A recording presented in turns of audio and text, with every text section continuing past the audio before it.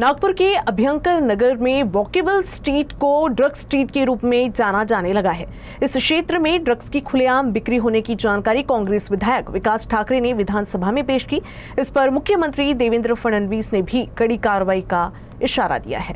अभ्यंकर नगर ते बजाज नगर चौक या भागामध्ये महानगरपालिकेने 20 कोटी रुपये खर्च करून एक वॉकिंग स्ट्रीट बनवली आहे, परंतु या वॉकिंग स्ट्रीटवर पूर्ण अवैध हे ड्रग्सचे लोक म्हणजे VNIT कॉलेज समोर आहे, सुशिक्षित तरुण तरुणी तिथे राहतात, त्याचा उपयोग पूर्ण हे ड्रग्स विकणारे करून झाले। ते टू व्हीलरवर ड्रग्स घेऊन येतात, त्यांचे ठरवलेले ग्राहक असतात। जर कोणी ड्रग्स घेणार आहे त्याला त्या सिगरेट मधनं ते आकर्षित करतात ना, असे व्हिडिओ तिथल्या भागातले लोक पाठवत आहेत।